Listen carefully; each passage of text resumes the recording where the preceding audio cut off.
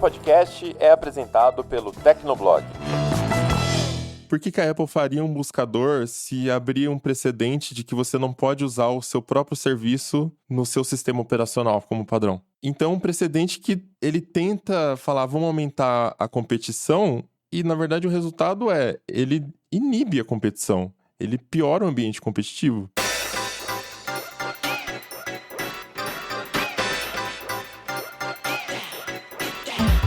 Olá, ouvinte! Seja bem-vindo! Está começando mais um episódio do Tecnocast. Eu sou o Thiago Mobilon. Eu sou o Josué de Oliveira. Eu sou a Ana Marques. E eu sou o Emerson Alecrim. O resultado do julgamento do Google finalmente saiu e não foi nada favorável para o maior buscador do mundo. A decisão foi que o Google agiu para manter uma posição de monopólio. E as consequências podem mudar completamente não só uma das maiores empresas do planeta, mas todo o ambiente de inovação digital. No episódio de hoje, a gente discute se faz sentido considerar o Google um monopólio e quais são as possíveis punições que a empresa pode sofrer. Mas antes, não esquece de dar 5 estrelinhas pro Tecnocast no Spotify e Apple Podcasts. Segue a gente no seu app favorito e bora pro papo.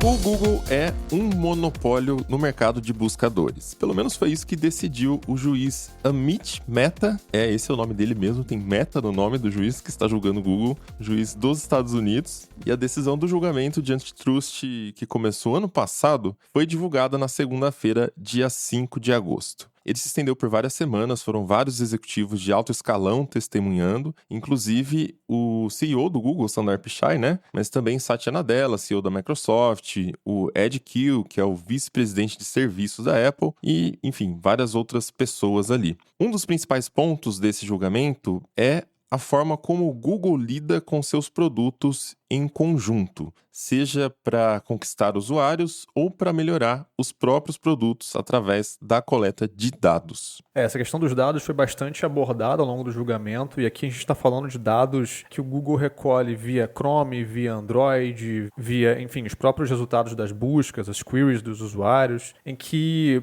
todas as partes do ecossistema vão fortalecendo umas às outras, de modo que o Google vai conseguindo usar isso para aumentar a sua fatia de mercado, oferecendo um serviço melhor e estabelecendo uma dianteira muito grande em relação aos seus concorrentes, que são poucos e tendem a ser menos a cada dia. Então, criaria uma barreira de entrada muito grande em relação a qualquer entrante. Então, o Google conseguiria, com isso, criar um ambiente onde ninguém consegue competir. E o outro ponto, além desse dos dados, que foi muito trazido para a conversa, foi um dos pontos centrais mesmo, é a questão dos padrões, né? A questão do default.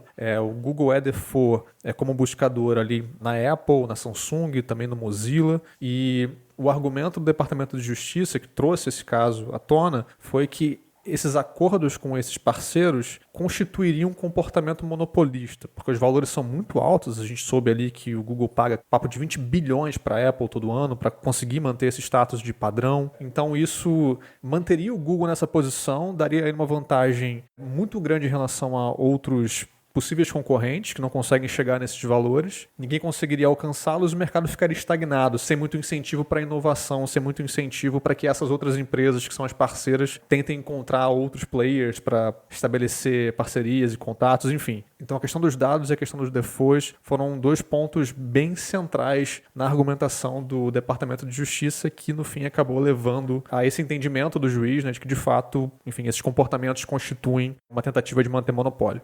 Mas essa história tem várias tecnicalidades, né? Tanto no sentido de interpretar a legislação, que também é muito antiga. A legislação americana começa ali de 1890 até 1914, até a parte de entender tecnicamente também como funcionam os sistemas, né? O buscador, o Android, o Chrome, o navegador padrão também. E aí que abre um pouco espaço para a gente debater no Tecnocast se faz sentido ou não a discussão, porque afinal entendemos dessa parte muito bem, da parte tecnológica, né? E vamos nos basear aqui também nos conceitos de monopólio citados na legislação para ver se faz sentido, porque também é uma legislação muito antiga e não existia naquela época nada remotamente similar aos modelos existentes hoje, né? Modelos de negócios aí. Enfim, vamos começar falando sobre o que é monopólio. Porque quando fala de monopólio, o que a gente vê é tipo, é uma empresa grande, logo é monopólio. E não é bem assim, né? Tecnicamente não é isso que enquadra uma empresa ser ou não um monopólio. Não necessariamente ela fez nada de ilegal, ou ela está fazendo nada de legal. Ela pode ser a maior porque as pessoas preferem ela e ponto, né? Não tem a ver com estar fazendo práticas ilegais. Então, por exemplo, pela definição aqui, o que seria monopólio? Comércio abusivo que consiste em um indivíduo ou grupo tornar-se único possuidor de determinado produto para, na falta de competidores, poder vendê-lo por preço exorbitante. O monopólio legal ocorre quando essa posição dominante é obtida ou mantida por meio de práticas anticompetitivas e não porque o produto realmente é o que os usuários preferem, como manipulação de preços, exclusão de concorrentes ou acordos ilegais, né? Então, acordos para excluir um concorrente, para fazer com que o seu produto seja beneficiado, né? Não pelo livre mercado, como diz a palavra ali, né? Na competição mesmo. Então, em geral, monopólios ilegais violam as leis antitruste e prejudicam a livre concorrência, prejudicando consumidores e outras empresas. Então, eu já queria jogar para vocês, né? Com base nesse contexto de definição de monopólio e o que sabemos até aqui do julgamento, as coisas que o Google fez, faz sentido para vocês a caracterização? É um monopólio o Google ou não é um monopólio? Olha, eu entendo que o Google é um monopólio, mas não poderia deixar de ser. Do jeito que a história do Google foi moldada, o caminho dificilmente seria diferente. Porque se a gente começar a olhar para o Google lá desde o comecinho, como é que eles surgiram? Solucionando um problema, que era o problema da busca. Você tinha buscadores naquela época que eram essencialmente baseados em diretórios de links e alguma coisa assim. Não tinha aquele refinamento de busca para definir um critério de autoridade ou de relevância, que seria mais adequado ao Google, né? Por exemplo, o Google tem o famoso PageRank, né? Que hoje talvez não seja tão importante, mas nos primeiros anos do Google era talvez o principal mecanismo de classificação dos resultados, porque ele contava a quantidade de links que cada página tinha para determinar a relevância. Basicamente era isso. E aí o que o Google fez foi apresentar uma solução que resolvia um problema. A gente tinha buscas ruins. Eles foram lá e apresentaram uma busca que funcionava melhor, e levava ao resultado que a gente buscava. E aí você vai vendo isso acontecendo com outros produtos. Por exemplo, veio o Gmail em 2004. A gente tinha um cenário com e-mails com caixa de entrada muito pequena, com 5 megabytes no máximo. O webmail, né, a página web daqueles serviços de e-mail não atualizava sozinha. Você tinha que ir lá dar um refresh na página. Você tinha várias outras limitações e eles foram lá e apresentaram o Gmail. Aí depois vem o Google Maps, né, com aquela coisa de ter também o Google Street View integrado. Quer dizer, o Google foi somando as soluções e criando um ecossistema. Só que, ao mesmo tempo que essas soluções foram sendo criadas, algumas empresas até tentaram acompanhar esse ritmo e apresentar alguma coisa que criasse um cenário de rivalidade, de competição, mas não conseguiram. Eu lembro, por exemplo, um exemplo bem curioso com relação ao YouTube. O YouTube a gente sabe que é a plataforma que domina em vídeos e é incontestável para todo mundo. Eu lembro que a Microsoft tentou uma vez criar algo para rivalizar com o YouTube, que era o Soapbox, alguma coisa assim. Era um serviço com um nome bem obscuro e, enfim, obviamente que durou pouquíssimo, né? Tanto é que a gente mal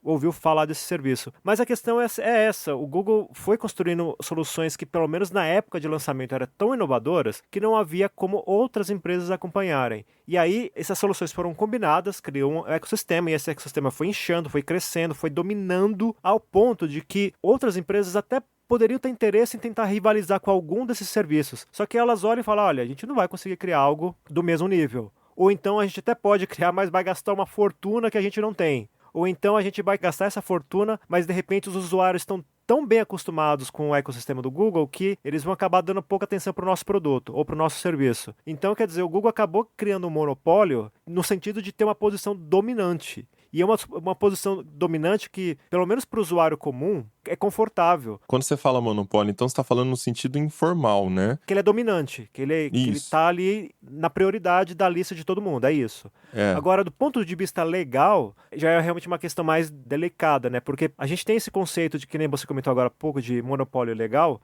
que nos Estados Unidos é assim, você pode ter um monopólio de um serviço. Esse monopólio por si só não é ilegal, mas ele se torna ilegal se você adota práticas para manter essa posição. Ou para chegar lá, né? Exatamente. Se você, de repente, faz algum tipo de processo para evitar que outra empresa chegue no mesmo patamar que o seu. Isso aí já é um ponto legal. Só que mesmo isso é difícil de mensurar. Por isso que esses assuntos costumam ir para as esferas judiciais, porque é um assunto muito subjetivo. Tem muitas discordâncias. Porque, por exemplo, quando a gente fala de um ecossistema, você vai envolver não só o player principal, que no caso é o Google, mas também os satélites, né? As empresas que estão ao redor. Então, por exemplo, a gente fala assim de anúncios publicitários. O Google domina em anúncios também, afinal é a principal fonte de renda do Google. Só que junto com o Google tem várias outras empresas que trabalham com anúncios. Você tem plataformas que são especializadas em colocar um anúncio para você no seu site e essa plataforma usa a rede do Google. Tem plataformas que são especializadas em dar consultoria para outras empresas sobre criar anúncios. Enfim, você tem um ecossistema em torno. Então, dependendo do tipo de decisão que você toma com relação à empresa ser um monopólio ilegal ou não, você vai afetar não só o Google, no caso, mas também todo o mercado, né? Você vai causar uma transformação que pode, inclusive, ter um efeito prejudicial para o usuário, né? Por exemplo, vamos supor que o Google tenha que, sei lá, abrir os dados do buscador para outras empresas. De repente, eles veem, bom, já que a gente está fazendo isso, a gente perdeu o nosso ingrediente secreto. E aí não vale a pena mais continuar investindo nessa busca. A coisa se torna mais engessada. Então são várias nuances, né? O Google ser monopólio do ponto de vista de domínio, eu entendo que é, e que nem eu disse, não poderia ser diferente. Agora, se esse monopólio é ilegal ou não, é uma interrogação que está aqui rodando na minha cabeça até agora, né? Porque é uma coisa que você tem que analisar com frieza, né? Na Marx, o que você diria do Google? A gente que trabalha com o Google diariamente, né? Tipo, vontade de criticar, mas ao mesmo tempo, o que você acha? Pois é, eu concordo com o Alecrim nesse sentido de que ele é, sim, o dominante, a gente não tem como, né, discordar de um fato desses. Então, tem essa posição de dominância. Eu não gosto muito de falar monopólio, eu acho que existem outros competidores muito grandes, assim, né?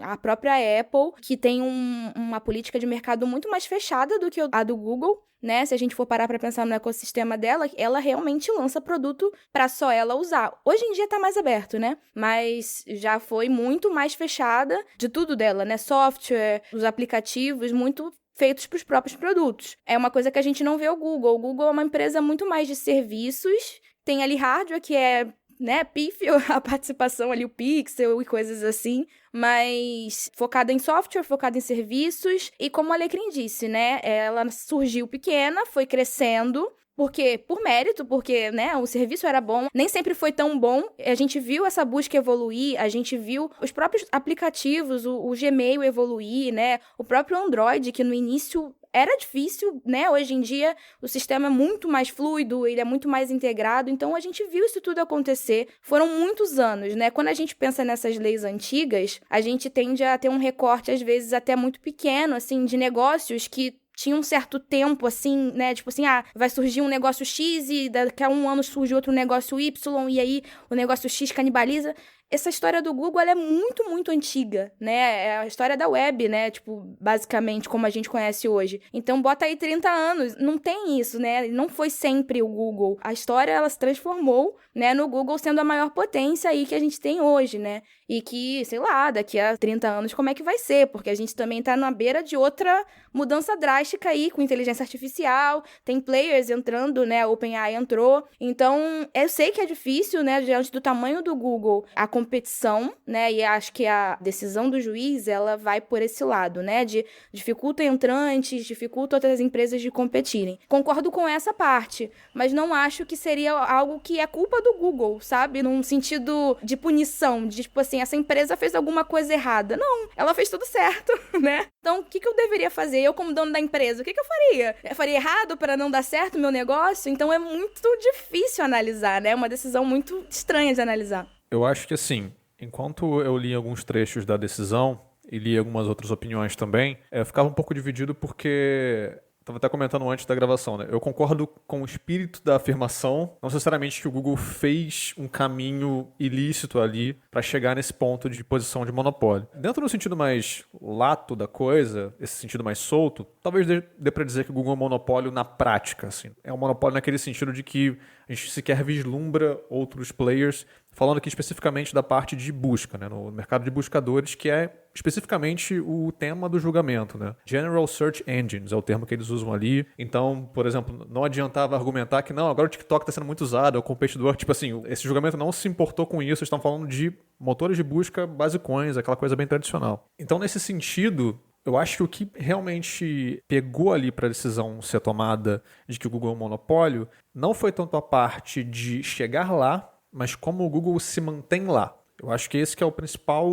tópico que levou a essa decisão. O juiz até cita na decisão alguns outros autores e outras decisões que vão dizer que, olha, ter chegado lá por meios inocentes, entre aspas, por meios legítimos, não significa que o que você faz quando está lá se mantém legítimo e inocente. Então, dentro dessa lógica, você pode ter chegado lá por puro mérito, você tinha o melhor produto, você tinha a melhor solução, as pessoas abraçaram. Enfim, o que a gente percebe que aconteceu na história do Google. No entanto, o argumento seria, a partir do momento que você está aqui, tem uma série de decisões que você tomou que, aí sim, uma vez tomadas essas decisões, você o fez para preservar essa posição de superioridade, de domínio, e essas decisões prejudicaram a competição. E aí, especificamente, o que eles estão batendo mais na tecla é especificamente a parte dos acordos de padronização. Para o Google ser o default na Apple, na Samsung, no Mozilla. O Google tem acordos bilionários com essas empresas. No caso da Mozilla, não chega a ser bilionário, porque eles gastaram 500 milhões ao longo da história do Mozilla, mas com Samsung e Apple é bilionário. Então seria isso, assim, tipo,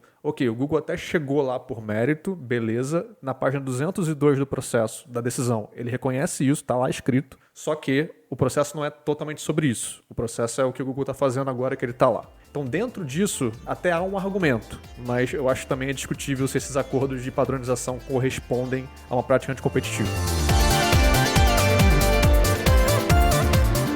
O acordo de padrão, de ter o buscador padrão, primeiro, o modelo é Revenue Share.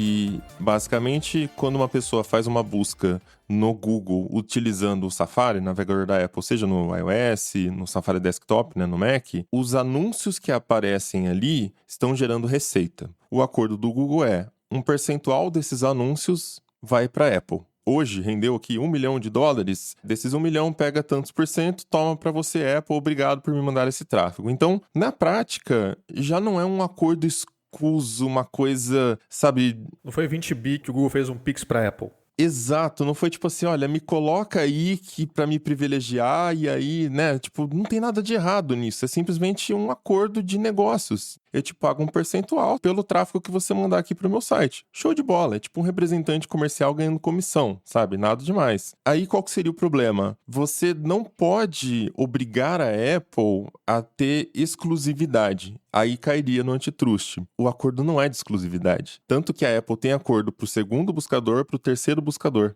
Ela tem acordos com todos os buscadores ali. Mas por que o Google vem por padrão? Porque ele é o melhor. E a Apple entende que é o melhor produto que ela pode oferecer para os usuários dela. Até o José citou num outro podcast, né, José? Que a Microsoft chegou e falou assim, coloca o nosso aí por padrão, vocês ficam com toda a receita. De graça, toma aqui, usa. E a Apple falou, não quero. Entende? Não porque o Google pagou, mas porque o produto Google é melhor do que o produto Bing na avaliação da Apple. Parênteses aqui rapidão, inclusive, ao longo do julgamento ficou bastante claro que a Apple acha o Bing um lixo. Tá ligado? E quem não, né? Eu acho que isso fica muito claro quando você é um usuário de um Windows e você usa o Chrome. O produto vem como padrão da Microsoft, tudo, né? O Edge, o próprio Bing, e você não vai usar. Você vai usar o Chrome, você instala, você abre o Edge pra baixar o Chrome e é isso que acontece, né? Então, por que discutir isso? Eu acho que, assim, o usuário escolheu, tá muito claro. Todo mundo já usou o Internet Explorer lá atrás por muito tempo. E o Google ganhou esse espaço, né? Em algum momento ele ganhou esse espaço. Nessa parte aí, eu acho que não tem o que discutir. Eu acho que assim, aí sim, não faz sentido você querer penalizar o Google porque ele é o mais usado na questão do default, né? Óbvio que o default tem um papel muito importante na escolha ali do usuário. Pode ter, né? Depende. Teve casos que a gente já viu também que colocaram a escolha, que escolheram o Google do mesmo jeito, escolheram o navegador padrão lá, enfim, na Europa. Mas o default tem um papel. Ele tem um papel na influência, sim, para o usuário que não quer mexer e tal, por mais que seja fácil ir lá e trocar. Mas assim, não faz sentido você penalizar a empresa que mais inovou porque ela inovou demais. É assim que eu entendo a decisão. Tipo, Microsoft, você demorou demais para fazer o seu buscador e hoje você não consegue alcançar o Google. Então vamos penalizar o Google para a Microsoft crescer um pouco? Não faz sentido. É tipo no mercado de PCs. O Windows dificilmente vai ser trocado. A disrupção do Windows veio através do mobile. As pessoas que não usam mais o Windows, elas não usam porque elas usam Linux. Elas não usam porque elas usam celulares. E elas não precisam mais do PC, né? A geração Z ali, já até falamos sobre isso no Tecnocast. Mas aí chegar uma legislação que fala assim, peraí, Microsoft é monopólio, é mais usada. Então vamos fazer o seguinte, a fabricante não pode mais mandar o notebook com o Windows instalado. Agora você manda com 10 CDs e fala pro usuário, você instala o que você quiser. Por quê? Só porque o Windows é o maior. Vamos prejudicar a experiência do usuário, entende? Só porque o Windows é o maior e a gente não quer que seja o maior. Então, assim, essa é a parte do julgamento que, até falei, vamos começar porque é a mais boba, é a mais sem sentido de todas, na minha opinião. Eu acho que a gente teria um problema real com relação a esse domínio de navegador e de buscador, etc. Se tivesse um jogo sujo, por exemplo, você tá lá usando sei lá, você abriu o Safari e de repente aparece lá um banner de tela inteira para você instalar o Chrome. Aí você fecha esse banner, aí começa a aparecer de novo. Aí ou então surge um download de um link lá que parece que é uma coisa e é outra. Você baixa lá querendo fazer alguma coisa, vamos supor, você quer baixar um software qualquer e ele junto instala o Chrome e coloca como se fosse um navegador padrão, sabe? Essas jogadas eu acho que seria uma coisa que cairia para esse lance de monopólio legal. Agora, com relação a já vir como padrão, é um lance que envolve vários fatores que nem ficou claro agora na discussão, porque tem esse acordo comercial entre as duas empresas, ou seja, é um ganha-ganha, e para o usuário tem um fator também que, assim, olha, a gente, de modo geral, não gosta de gastar energia tomando decisão ou se adaptando a alguma coisa nova. Então, por exemplo, vamos supor aí que de repente o WhatsApp bloqueou, fecharam o WhatsApp, sei lá, e alguém fala assim, olha, a partir de hoje vocês vão ter que buscar outra solução, Telegram, sei lá, qualquer outro sistema de mensagens instantâneas. Cara, a gente que está acostumado com tecnologia, a gente vai até se adaptar, a gente consegue ter ali uma janela de adaptação curta, mas você pega o usuário, entre aspas, normal, aquela pessoa que não tem tanta ligação com tecnologia, vai ser um martírio, vai dar dor de cabeça. Aí você pega um iPhone, fala, nossa, o aparelho é super potente, faz muita coisa, aí você abre o buscador, você nem pensa em Safari, você abre o buscador porque é o que dá acesso à internet, você nem pensa no navegador em si, aí você vai lá, abre, aí busca alguma coisa e o resultado não te agrada. Você vai fazer o quê? Nossa, sei lá, eu comprei o iPhone, mas não gostei, eu vou voltar para o Android porque lá a culpa é do iPhone. Muitas vezes ele não vê qual é o produto, né? Quando, por exemplo, a história do navegador padrão, que a gente ia lá e trocava o ícone do Firefox, colocava o ícone do IE para os nossos pais usarem, né? Então muitas vezes nem sabem o que estão usando. Mas também tem os que sabem, e tipo, é isso mesmo, é o melhor produto, logo me deixa usar ele, acabou, né? Enfim, não faz sentido nenhuma ótica essa questão do default, porque assim, o antitrust entraria se fosse uma coisa de exclusividade. Aí, de fato, tem na legislação, mas vamos tentar adaptar, porque a legislação é 1914, a terceira versão lá, né? Depois da condenação da Standard Oil, inclusive. Então, por exemplo, você fazer um acordo de exclusividade com seu fornecedor para que ele não possa fornecer para mais ninguém, né? E aí vai limitando a capacidade de competição do mercado. Aí sim, seria tipo Google, Apple. Você só vai poder usar o Google no Safari, né? E aí impedir a Apple de trabalhar com outros ali. Aí, beleza, já começa a ficar estranho. Mas não foi o que aconteceu, não tem exclusividade, não tem nada de errado. Esse caso da Standard Oil, inclusive, é legal citar, porque a Standard Oil, ela foi a maior empresa petrolífera do mundo. E ela começou crescendo e começou a comprar concorrentes, né? Então, empresas que faziam exatamente o que ela fazia, ela começou a absorver. E foi ficando aquele monstro. Então ela chegou nesse ponto de virar a maior empresa do mundo através dessa prática de ir adquirindo a concorrência. Chegou num certo ponto que ela começou a ter práticas anticompetitivas, inclusive nos preços que ela praticava. Então cobrando preços abaixo do preço de mercado para que a concorrência quebrasse, porque ela tinha margem, ela tinha caixa para queimar ali, né? Até que a concorrência, não aguento mais, preciso fechar as portas, e ela vai se consolidando como única opção. E aí o mercado chega num ponto onde o consumidor não tem opção e ela pode cobrar o preço que ela quiser e você vai ter que pagar e fim de papo. Então, não é o caso do Google, a gente não vê isso acontecendo em nenhuma coisa no Google. Tanto que toda essa correria que a gente está noticiando no Tecnocast, inclusive há algum tempo, né, do Google correndo atrás de inteligência artificial e tal, é porque tem concorrência surgindo, seja via novas tecnologias, né, como o OpenAI com o ChatGPT, ou o Bing com o Copilot integrado, né, que o Google não estava dando atenção para isso, foi só o Bing aparecer com isso que o Google saiu correndo para fazer também, né? Então existe um ambiente de competição, apenas a competição não conseguiu melhorar a qualidade ao ponto do usuário falar, vou parar de usar o Google. O Google ainda continua sendo a melhor opção para o usuário. E essa competição, assim como no caso do Windows para o celular, não fica só no campo dos buscadores, ele vai para algum outro lugar. A competição vem de algum outro lugar.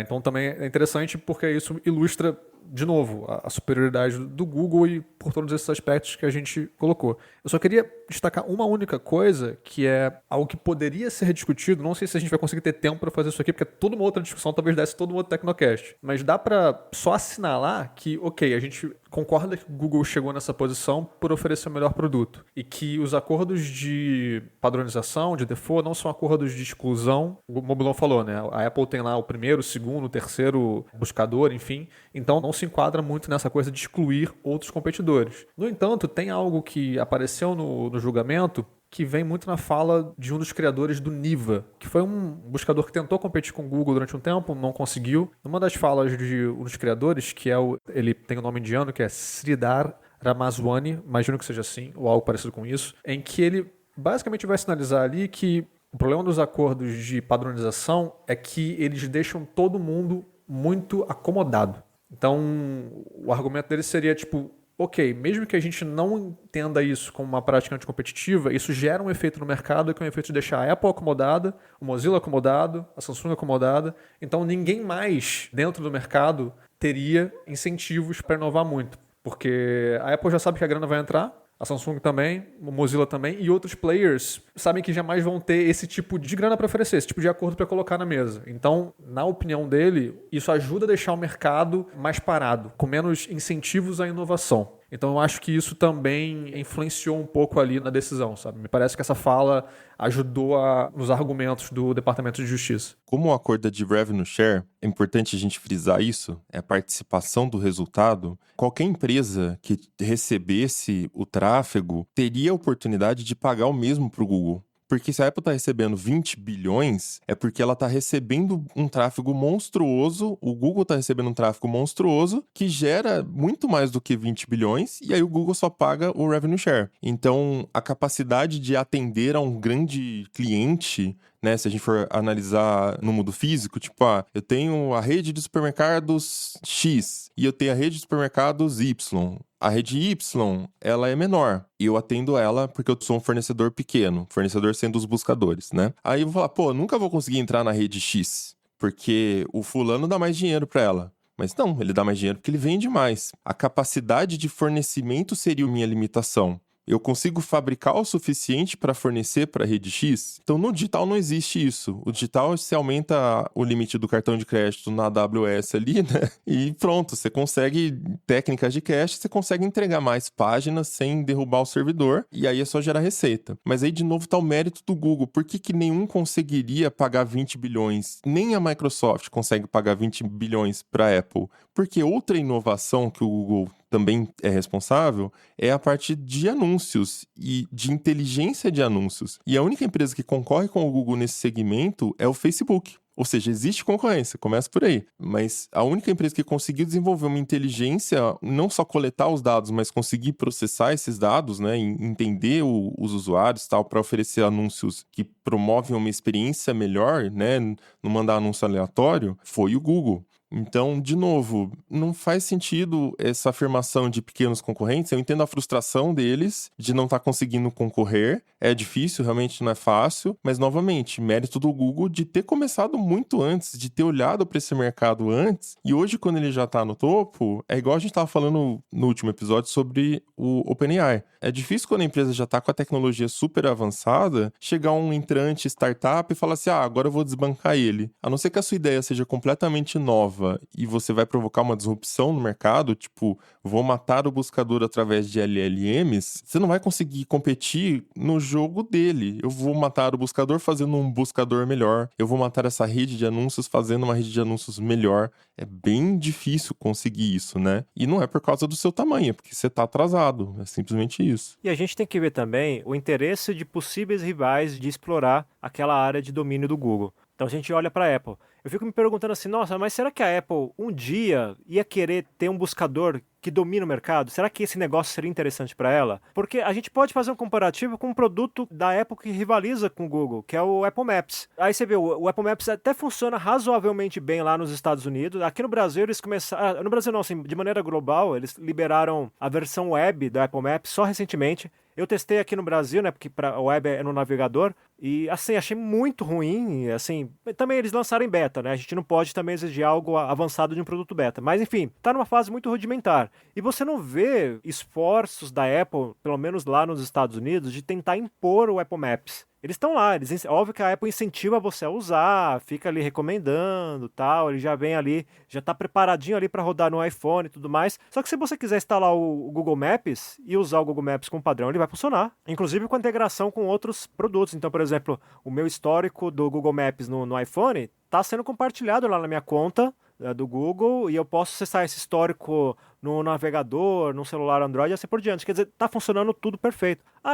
Apple poderia, sei lá, tentar colocar de alguma forma, alguma restrição para tentar fazer você não usar o Google Maps, para tentar impor o produto dela, mas ela não faz isso. Talvez porque ela saiba que, apesar dos esforços, o produto dela ainda é inferior. Então, a gente pode jogar essa lógica para busca. Você fala assim, olha, eu quero ter todo o meu ecossistema de usuários com produtos meus, mas esse produto não funciona, eu vou frustrar meu usuário, eu vou dar uma brecha para esse usuário eventualmente testar outra plataforma. Quer dizer, você tem que analisar os riscos também da sua decisão. Então eu acho que não só essa decisão de manter o acordo com o Google para deixar o buscador do Google como padrão, tem não só esse fator financeiro que é relevante, a gente está falando de bilhões de dólares, é muita grana, mas também tem esse fator técnico de criar um ecossistema para o usuário que vai ser cômodo. É aquela visão que a gente já discutiu até em outros episódios. Dependendo do nível de conhecimento do usuário, se você tem uma experiência ruim com um software ou com um serviço, muitas vezes o usuário vai pôr a culpa no seu produto, que é o intermediário, vai pôr a culpa no iPhone, no caso. Você citou a Apple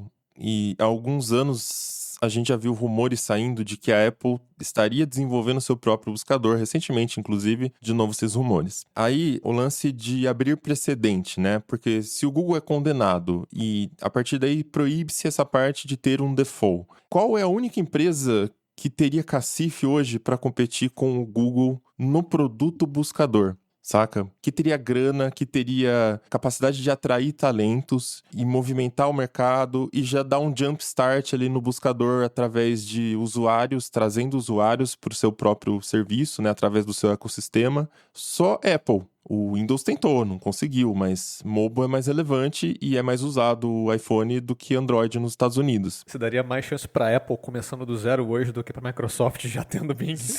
Ah, não deu certo, né? Eu sim. Gente. Caraca, a Microsoft tá sendo massacrada, bro. O Bing A é Microsoft ruim assim, sacou? É que a Microsoft é factual, já deu errado. A Apple pode, quem sabe, pode dar certo, né? Mas por que a Apple faria um buscador se abrir um precedente de que você não pode usar o seu próprio serviço no seu sistema operacional como padrão? Então, um precedente que ele tenta falar, vamos aumentar a competição, e na verdade o resultado é, ele inibe a competição. Ele piora o ambiente competitivo. É que a Apple também tem uma coisa de só fazer uma mudança drástica quando ela tem certeza que aquilo vai pegar. Então, eu acho que o exemplo mais efetivo que a gente tem disso foi a mudança de chips Intel para M1, para a linha M, né, para Apple Silicon. Você vê que, de repente, o chip M1 foi apresentado como uma solução mágica que faz isso, aquilo, e realmente foi um produto dentro do ecossistema da Apple, foi uma invenção, foi uma mudança que teve um resultado excepcional. Só que essa mudança foi construída ao longo de muito tempo. Você não consegue fazer uma arquitetura de chips daquela magnitude de um ano para outro. Quando eles viram que já estava pronto, que aquilo já tinha sentido de ser colocado no mercado, eles foram lá e colocaram de uma maneira agressiva.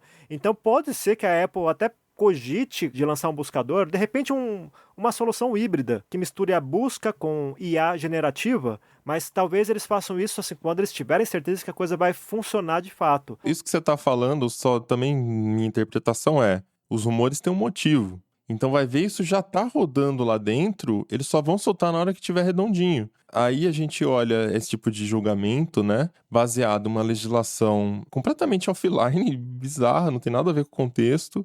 Que impacto isso pode provocar na inovação? É o mesmo ponto que eu estava fazendo no episódio sobre Apple e App Store, né, essas coisas da União Europeia, no caso, né? Então são legislações que se vendem como vamos aumentar a competição e melhorar o ambiente, né, o mercado ali, o ambiente competitivo. Mas no final das contas, se a gente para analisar como que chegou ali e para onde vai daqui para frente, para mim parece que vai piorar, o ambiente vai piorar, né? Não tô dizendo que o Google não merece críticas, que o produto é perfeito, ou que o Google é bonzinho. Não tem nada a ver com isso, gente. É simplesmente os incentivos que você coloca em forma de legislação e de resultados de julgamentos precedentes, eles guiam todo o ambiente de negócios, né? E aí, no final das contas, o resultado pode ser menos competitividade, produtos piores pra gente usar, enfim, é uma sequência de pontos negativos. Outro ponto importante desse julgamento, aliás, muito importante, foi o que o José trouxe na abertura, que é a relação entre Chrome, Android e o buscador Google. Só pra gente isolar essa parte da empresa, que senão tem muita coisa, né? Essa tríade, ela tem um significado muito grande para a qualidade dos três produtos, e é justamente essa relação entre eles que foi colocada em xeque nos julgamentos, né? Recentemente, houve um vazamento de um Git do Google, uma database, na verdade, não era nem um Git, mas é uma database que explicava como funcionavam certas APIs do buscador. Então isso é realmente inédito, né? A gente vê esse tipo de informação que é a receita da Coca do Google, né? E ao mesmo tempo, nos julgamentos foram reveladas várias coisas, várias apresentações que a gente também teve acesso, né? Uma coisa que ficou muito clara em uma dessas apresentações de um executivo do Google é que o Google não sabe algoritmicamente apenas qual resultado é o melhor. Eles têm um algoritmo que se chama NavBoost, que faz a interpretação dos dados de navegação para daí utilizar o usuário como um indicador de que, esse resultado aqui de fato é melhor do que o outro, então vamos colocar esse link mais para cima. Então, um grande estímulo para surgir o Chrome e o Android, além do fato de você ter acesso direto ao Google, que é o negócio principal da empresa, foi o fato de o Google querer melhorar o buscador. E como melhoramos o buscador? Tendo acesso ao que o usuário está fazendo depois que ele entra nos sites. E ele só consegue monitorar essa navegação, esse comportamento, se ele for o navegador ou se ele for o sistema operacional, tá? Ou se você tiver uma extensão instalada, e de fato havia uma extensão do Google que foi descontinuada, acho que em 2021. Dentro do Google, o Google consegue ver onde você está clicando, onde você está colocando o seu mouse em cima, o que você está fazendo. Mas quando você vai para o site, ele usa o Chrome para ver quanto que você rolou, quanto que você leu, quanto tempo você ficou na página, se você foi para outro link, né? E aí, a partir daí, ele vai interpretando com machine learning esses dados e reordenando os resultados na busca. Agora, a decisão do juiz é que a utilização dessa tríade também é uma característica de monopólio, porque ele está se perpetuando ali como líder e dessa forma, então, foi decidido que ainda vai ter, né, a continuação do julgamento, mas que o Google teria que separar esses três produtos, não serem mais do Google. Então, o Google teria o buscador, mas o Chrome vai ter que ser vendido para outro, o Android vai ter que ser vendido para outra empresa também. O que não faz o menor sentido, né? Que como até a gente citou no começo do episódio, uma coisa está diretamente ligada à outra. O Google só é o melhor produto porque ele consegue entender o comportamento do usuário através desses outros softwares. E tentar entender melhor o comportamento do usuário não é uma coisa antiética, não é uma atitude anticompetitiva. Afinal, a Apple tem o seu ecossistema, o Facebook também, a Amazon também, Microsoft também, todos têm acesso a uma quantidade enorme de dados, e a inovação do Google foi conseguir interpretar melhor esses dados, não apenas ter acesso a eles, né? Então não é uma atitude anticompetitiva, você não está prejudicando um concorrente, você está apenas aumentando a sua qualidade, você está inovando através do que você tem de recurso, né? Tipo, pedir para a pessoa que entrou na sua loja deixar um feedback, o que você achou? Você achou fácil os seus produtos, o que você queria comprar? que você achou da organização da loja, né? Tá limpa, tá bonita, não sei lá. É isso, é pedir um feedback, né? Através dos dados apenas. A gente pode discutir quais dados são coletados e se isso é massa ou não, né? O Google tá coletando X ou Y,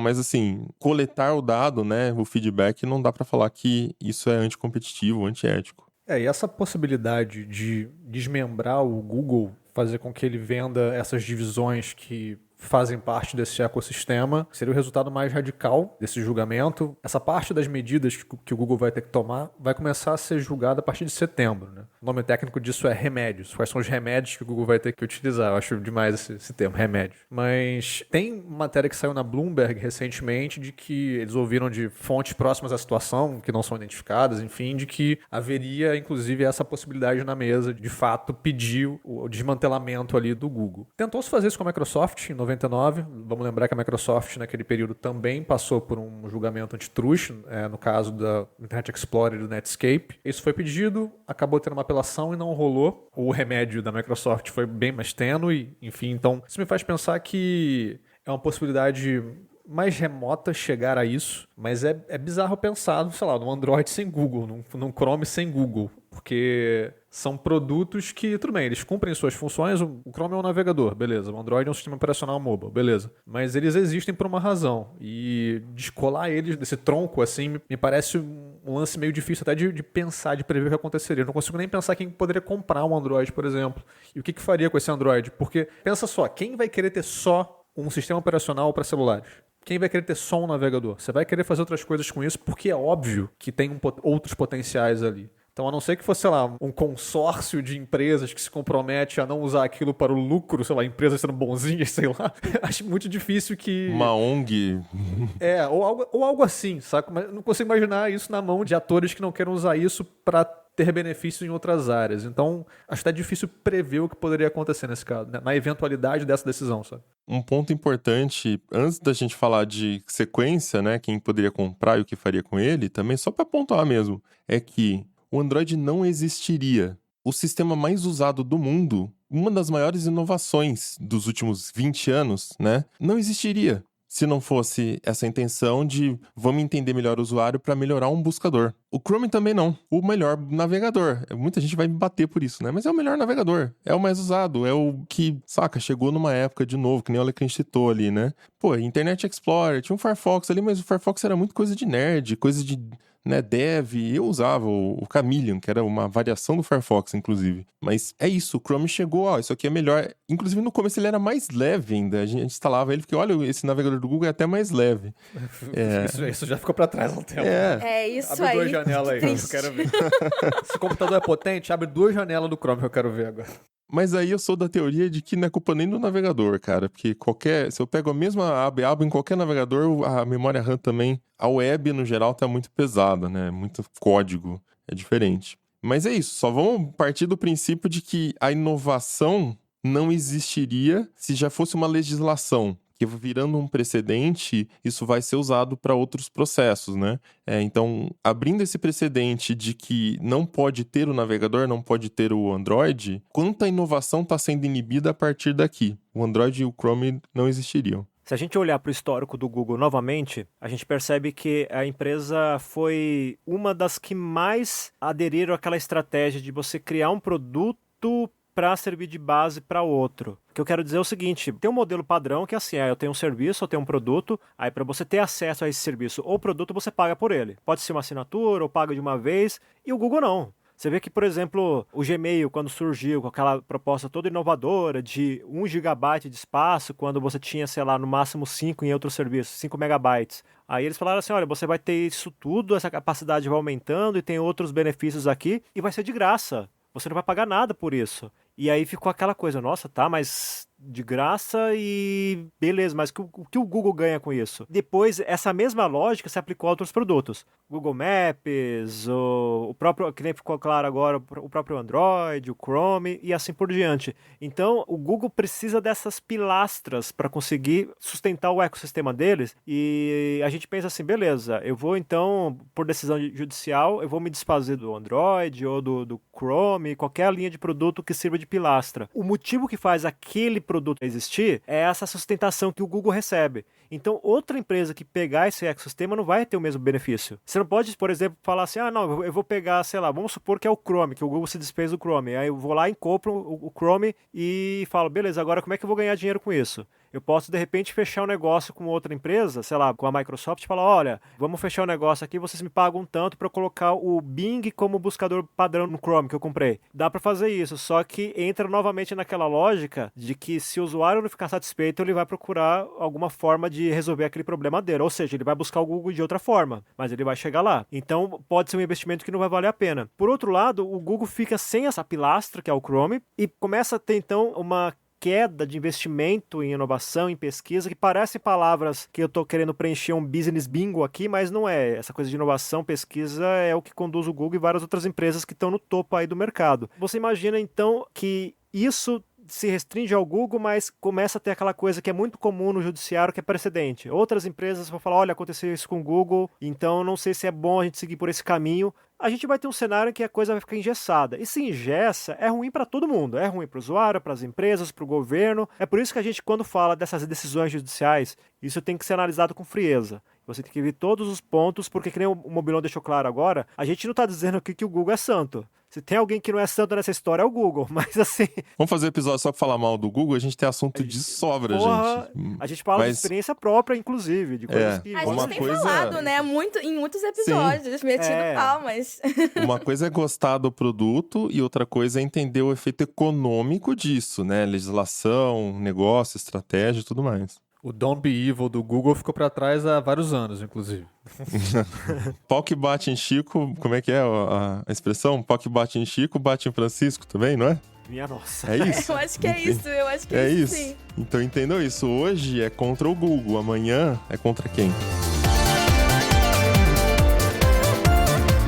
Tem uma outra possibilidade de remédio que é a que eu acho mais interessante, assim. Tirando toda a nossa discussão, beleza, vai rolar alguma coisa, alguma medida vai ser tomada e de algum modo o Google vai ser afetado e alterado. Ok. Dentre as alternativas que estão na mesa e que saíram nessa matéria que eu citei da Bloomberg, uma que eu acho que tem um potencial de talvez trazer alguma mudança para o mercado é a ideia de que o Google vai ter que abrir os seus dados para outras plataformas. Essa é uma das possibilidades que está na mesa. Então, nesse cenário, o Google é forçado a compartilhar ou então a licenciar os dados que ele adquiriu ali para concorrentes como DuckDuckGo, Bing e quaisquer outros que entrem na jogada aqui. Então, a lógica é que esse acúmulo de dados sobre o público, que em muitos casos é obtido ali por causa dos acordos de default, não só por causa disso, mas também por causa disso, esses dados impediriam, né, abririam uma margem muito grande para a concorrência, então você pega esses dados e dá para a concorrência de alguma forma, faz com que estejam disponíveis para a concorrência. Eu acho que esse cenário ele é interessante porque vai nos ajudar a responder a pergunta de que o que faz o Google ser o Google hoje é só a dianteira que ele já tem de todos os dados que ele conseguiu, ou será que tem alguma outra coisa? Porque, sei lá, se o DuckDuckGo tem acesso ao que o Google tem hoje, será que o DuckDuckGo... Tem engasgo, né? Que droga. Enfim, eu pedi pra cortar essa parte, mas ficou engraçado. Será que o DuckDuckGo, tendo acesso aos dados que o Google tem hoje, conseguiria oferecer um serviço tão bom quanto o Google, ou o Bing, enfim, ou será que poderia até servir para outros players aparecerem? Eu fico me perguntando, sabe, de todas as alternativas que estão na mesa, assim, por mais que a gente possa discordar da decisão, da parte técnica e tal, ou então concordar mais ou menos com um trecho ou com o outro, esse resultado, talvez, seja o que talvez gere alguma coisa diferente no mercado hoje, assim. Eu fiquei pensando sobre isso, não sei se vocês acham que fica na mesma ou se é uma ideia ruim. Olha, eu penso que, tecnicamente, o DuckDuckGo até pode criar um produto similar ou superior ao Google. É uma hipótese remota, mas digamos que existe essa possibilidade. O problema é que, para você ter o alcance dessa ferramenta para todo mundo, já entra em outra questão. Porque você vai envolver a questão de percepção de marca, a questão do mercado e o objetivo do produto. O DuckDuckGo... Olha, eu errando também, né? O DuckDuckGo... Eu acho, inclusive, que o nome dessa empresa foi errado. Acho que era só DuckGo e alguém travou lá e falou DuckDuckGo. Um Duck só resolvia, né, cara? Por que dois patos conseguem que um não consegue? Pois é. Eles têm essa proposta de ser algo focado na menor coleta possível de dados do usuário. Eles têm essa coisa da privacidade e tal. Então, talvez já muda um pouco o contexto. Se a gente olhar para o Google, novamente fazendo essa coisa de olhar para o passado da empresa, você vê que eles foram magistrais também na lógica de fazer assim, olha, vamos primeiro criar esse produto, fazer ele ser bem disseminado entre os usuários, agradar as pessoas, e depois a gente pensa no jeito de fazer isso render, de gerar receita. Agora acho que não é assim, mas nos primeiros anos que eles tinham aquele ar de empresa jovial, disruptiva, de empresa de gente que transforma, né, o mercado, eles tinham essa lógica. Olha, primeiro se preocupa em fazer o produto dar certo como serviço ou em número de usuários e depois a gente dá um jeito de ganhar dinheiro com isso. Então, eles construíram a imagem, eles construíram uma marca. Colocar essa marca em outro produto, esse mesmo alcance de marca em outro produto, sei lá, eu não vejo isso com facilidade. Imagina, por exemplo, o DuckDuckGo criando um buscador tão bom ou melhor que o Google, mas a gente quase não ouve falar desse buscador aqui no Brasil. Aí tem esse problema do nome, todo mundo vai travar na hora de falar esse nome. Então, mas se eles conseguem acesso aos dados, isso fomenta ali a criação de um produto melhor, dá para prever algumas coisas. Por exemplo, eles vão ter mais investidores, vão contratar mais gente, vão conseguir fazer uma operação melhor. Estou especulando aqui, pensando num futuro onde isso aconteceu e que, beleza, o DuckDuckGo teve acesso a isso. Ou então o Niva, ou então tem outros buscadores que são fortes na Europa, enfim. Se isso desse certo no sentido de turbinar muito as possibilidades desses players, aí eles teriam condições diferentes de brigar com o Google até entre si e, de repente, capturar algumas fatias de mercado maior. É por isso que eu acho que essa opção, já que vai ter alguma coisa, geraria talvez resultados mais interessantes para o mercado, sabe? Eu tenho uma outra visão, assim, que é, beleza, pode até ser que para o mercado gere alguns resultados, mas tem um outro lado dessa questão de dados, que é muito sensível. A gente, em tese, cede nossos dados porque a gente confia no Google. A gente usa esse serviço, né, e a gente tá cedendo pro Google porque a gente sabe que é uma empresa consolidada, madura, que trata os nossos dados desde sempre. Eu não sei se eu quero ceder meus dados pra DuckDuckGo ou pra qualquer outra que venha menor, que vai ter direito sempre aos dados que o Google tiver. E aí, como é que fica? Eu não vou mais ceder pra ninguém com medo que qualquer um use, sabe? Não, aí vai ser infernal. Toda busca que você vai fazer vai ter um pop-up. Você aceita compartilhar essa busca? Exato, Não. exato. Muito chato pro usuário, né? Então tem que ver como é que vai ficar isso pra ponta de cá, né? Pra nossa ponta. É, um bom ponto. E acho que tem um outro ponto que é, o dado em si não é a parte mais importante. A parte mais importante é entender o dado. Então, o Google não vai compartilhar o entendimento, ele vai compartilhar o dado bruto, imagino. A não ser que o juiz vá lá e fale, explica pra todo mundo por que o usuário... um relatório. Aí, porra, você vai trabalhar pros outros, né?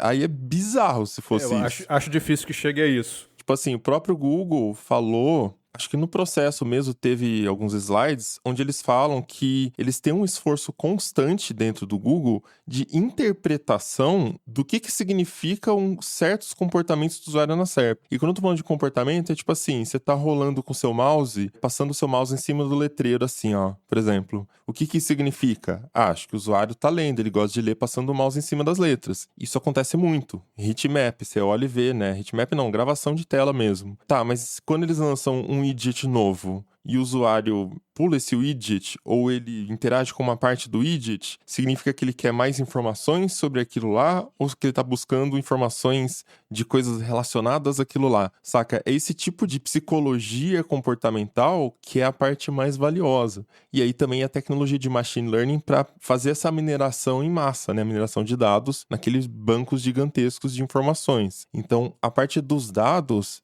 é a mais fichinha. Toma aí. Agora, dados do Facebook tem, Microsoft tem, a Apple tem. A questão é o que você está fazendo com esses dados, né? Que essa é a parte mais importante. E acho que assim, tem um segundo ponto também para mim que me dá um mal-estar nessa história de compartilhar os dados, porque, cara, é uma decisão meio tirana, eu acredito, saca? Imagina que, tipo assim, vamos lá. Eu abri uma hamburgueria artesanal aqui. Inovador, né? Fazer uma hamburgueria artesanal. Mas a minha é diferente, porque eu tô fazendo o meu queijo. O queijo é meu. Eu inventei um queijo muito louco aqui e, caraca, todo mundo quer comer meu hambúrguer porque ele realça o sabor da carne e, nossa, sensacional, a galera tá vindo de outra cidade pra comer meu hambúrguer. De repente eu falo, pô, tá dando certo, acho que eu vou começar a ampliar. Vou abrir uma franquia, vou fazer isso, fazer aquilo. E aí a hamburgueria do Mobs domina o Brasil. Você só tá comendo na hamburgueria do Mobs. Tchau, McDonald's, saca? Aí vem um juiz e fala assim, não, você é um monopólio e ninguém vai conseguir ser melhor do que você porque você ouviu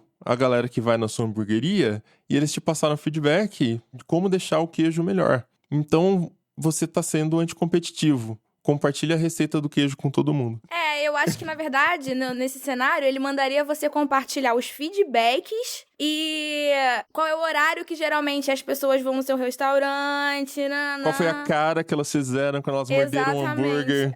Exatamente. Entende? É igual, por exemplo, você pedir para uma assessoria de imprensa compartilhar o mailing. Não é que você vai distribuir o mesmo conteúdo, mas você vai distribuir pensando naqueles jornalistas ali que ela teve o trabalho de fazer aquele mailing, né? Então, assim, é meio tirano realmente, porque a empresa teve o trabalho de construir aquela base, aqueles dados todos e recolher, coletar, né? Não estou entrando no mérito de o que foi avisado que coletaria, o que não era, mas ela teve se todo tá tudo esse trabalho. certo, o que ela tá coletando, não sabemos, Exato. né? Não sabemos, mas ela teve todo esse trabalho e aí do nada dá pros outros, compartilha com o coleguinha do lado. Você planifica o ambiente competitivo, né? Todo mundo vai ser igual e acabou. Cara, que graça tem nisso de ser todo mundo igual, né? Eu acho que o argumento seria que você cria condições para que todo mundo parta de um mesmo lugar, que é esse lugar que o Google já tem, pelo menos na parte de dados, que, segundo, de novo, voltando para a interpretação que está na decisão, é justamente esse acúmulo de dados, em muitos casos conseguido de uma posição em que o Google já é o monopólio, de acordo com a decisão, porque ele está usando dos acordos de default, de padronização, para manter uma posição monopolista, que gera esse ciclo que ninguém consegue entrar, ninguém consegue chegar perto. Então pega isso, joga para todo mundo, para que todo mundo tenha, em tese, esse é o ponto, em tese as condições de usar aquilo como trampolim para explorar. É por isso que eu digo que assim, beleza, quer fazer alguma coisa? Você quer testar as águas? Quer testar se é só isso mesmo que faz o Google ser o Google? Dá os dados, vamos ver o que acontece. Eu acho muito difícil que essa abertura de dados, caso ela ocorra, seja lá muito ampla. Acho que vai ser uma coisa mais basilar mesmo, enfim, caso a decisão seja essa. Mas vai responder muitas perguntas. Vai responder, tipo assim, beleza, o Bing é ruim porque ele é ruim? Ou ele é por muita competência da Microsoft em torná-lo ruim? Ou, de fato, o Google tinha alguma coisa que era impossível de se adquirir e aí, de fato, ele estava numa posição monopolista? Isso responderia, eu acho que ajudaria a responder essa pergunta dentre as várias possibilidades que estão na mesa, sabe? Então, eu acho que sim, a diferença de dados brutos e interpretação, né? Mas, ao mesmo tempo, o acesso ao dado bruto também pode mostrar para a concorrência coisas que o Google está olhando e que a concorrência nem pensou em olhar. E aí, por isso que eu falei da planificação. Os algoritmos são diferentes porque cada um está tentando encontrar um caminho para organizar toda a informação da web, um caminho por uma abordagem diferente, através da sua própria criatividade, né, e da inteligência ali dos engenheiros. Então, por exemplo, chega a OpenAI e lança uma LLM para organizar a informação do mundo. Será que a gente teria ido por esse caminho se tivesse todo mundo seguindo a receita Google? Entende? Por exemplo, o Google utiliza avaliadores, os quality haters, né? São pessoas, ele contrata essas fazendas de pessoas, eu nem sei como eles chamam, essas empresas que prestam essa terceirização, que ficam abrindo as páginas e clicando em barrinhas de qualidade, assim. Essa página, experiência 5, essa página aqui, conteúdo 3, né? E aí eles alimentam o algoritmo com essas avaliações e isso é o fine-tuning do machine learning. Né? Aí o machine learning vai lá e aplica essas avaliações na web inteira, porque não dá para avaliar manualmente a web inteira. O Bing não tem isso. O Bing não tem os avaliadores. O Bing seguiu pelo caminho de vamos treinar uma LLM, essa LLM vai pegar uma amostragem de sites e vai avaliar. Aí a gente pega essa avaliação da LLM e coloca no machine learning para o machine learning treinar o algoritmo com a web inteira, né? Então ele usa uma LLM para treinar o machine learning no lugar dos humanos. Então é uma abordagem diferente, que pode ou não sair um resultado mais interessante, né? Só que se você começa a compartilhar todos os dados, de repente vem lá na API o dado navegação circular, que é quando o usuário pega e começa a rodar com a setinha do mouse em círculos. O Bing, sei lá, às vezes nem sabia, nem se tocou que isso aí poderia significar alguma coisa. Mas o Google viu isso. O Bing vai lá e fala assim, pô, então se o Google usa isso é porque deve ser bom, vamos fazer também, né? Mesmo que ele não saiba como aproveitar aquele dado, mas ele vai para aquele caminho. Roteia um pouco o olhar, né? Tipo, direciona o olhar dele para este caminho. Então, de novo, é mais uma forma de você inibir inovação. Porque a inovação está justamente nesse ambiente que você precisa se reinventar. Tipo, como que eu vou superar o Google? Eu não sei o que o Google faz. Eu vou ter que criar. O que eu crio que pode superar o Google? E assim, lógico que eu tô falando em um nível micro, de detalhes, né? Bem específico, assim, não o macro, fazer um buscador. Se você não tiver liberdade criativa, se você for se basear em alguma coisa que o grande está fazendo, né? Também é uma forma de, eu acho que, planificar um pouquinho ali a questão da criatividade e da inovação. Olha, eu lembro de uma entrevista bem antiga, eu não sei se era do Larry Page, do Sergey Brin, era alguém da alta direção ali do Google, isso já deve ter o quê? Coisa de, sei lá, 15, 20 anos, era quando o Google estava naquele auge de empresa jovial e tal, que perguntaram para eles, né, olha, e se surgir um concorrente para vocês, né, porque vocês estão no domínio, vocês são uma empresa inovadora, todo mundo que sai das faculdades de engenharia, de ciência da computação quer trabalhar aí, vocês estão no auge, e se um dia isso cair por terra? Aí esse executivo, que eu infelizmente não sei quem é, não lembro o nome, ele falou, olha, é assim, da mesma forma que a gente criou um produto inovador, outras pessoas podem criar, isso pode levar 1 ano, pode levar 10, 15, mas é a condição do mercado. Da mesma forma que a gente chegou a essa posição, outras empresas, outras pessoas podem chegar também. E aí o que a gente vai fazer é partir para a briga. É isso que ele deixou claro. Olha, beleza, se o cara tá lá fazendo um produto que tá vencendo o meu, eu vou reunir meu time lá ou contratar mais gente, eu vou, sei lá, fazer alguma coisa para tentar reagir. Porque essa é a lógica, faz esse mercado funcionar. Então, eu acho que se o Google tomasse uma postura de repente, falar, olha, vamos supor, por exemplo, que o ChatGPT na busca, que eles criaram um buscador recente agora, vamos supor que ele começa a dominar o espaço do Google. O Google começa progressivamente a perder usuários pro ChatGPT. Aí, de repente, o Google fala assim, não, porque eles estão monopolizando essa tecnologia de IA, e eles deveriam compartilhar mais dados e tal com a gente. Pode acontecer isso, mas a postura do Google, eu acho que não seria essa. Eu não vejo o Google tomando esse tipo de postura, né, de decisão. Eu acho que eles iam partir para a briga, que é o que eles estão tentando fazer. Se eles vão vencer essa briga ou não, eu acho que são outros 500, mas que eles estão tentando pelo menos reagir, eles estão. Então, eu acho que a lógica do mercado tem que girar em torno disso, né? Quando a gente fala de competitividade, é ter também essa postura de que a qualquer momento a sua condição de conforto pode cair e você vai ter que tomar uma decisão mais drástica. Eu acho que toda empresa, esteja ela num mau momento ou num bom momento, ela precisa ter isso em mente, né? Por exemplo, a Nvidia está agora num momento ótimo, mas pode ser que, de repente, essa coisa de IA esfrie e ela comece a parar de vender chips. E aí, o que eles vão fazer? E eu sei que é uma coisa que eles já estão cogitando, né? Eu já li alguma coisa a respeito. Então, a ideia do mercado girar de uma maneira inovadora, de ter essas engrenagens girando, trabalhando, é essa. A gente está numa posição confortável agora, mas isso é agora. O depois a gente vai ter que trabalhar, né? Então, eu acho que se a gente começar a ter muita judicialização dessas questões de mercado, não é que não deva ter, a gente tem que encontrar um equilíbrio. A gente só não pode ter um excesso, porque senão a gente vai ter alguma coisa travada que não vai beneficiar ninguém. De repente nem o próprio judiciário, sabe? Então é a questão de colocar uma análise fria de todos os ângulos e tentar achar uma solução que seja razoável, né? Porque simplesmente impor as coisas, você vai ter que compartilhar dados, você vai ter que vender essa divisão, você vai ter que, sei lá, fechar esse setor. Me parece atitudes muito drásticas, sabe? Atitudes que você tomaria quando você não sabe o que fazer.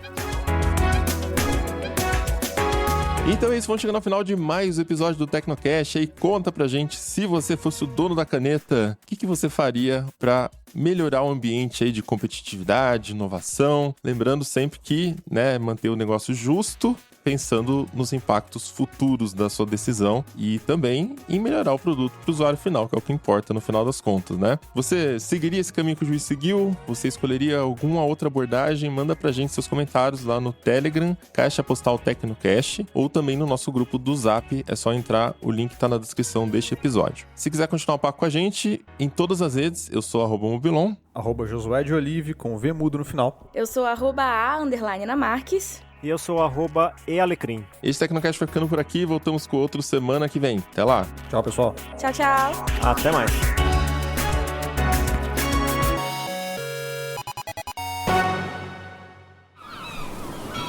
Este podcast foi editado pela Maremoto.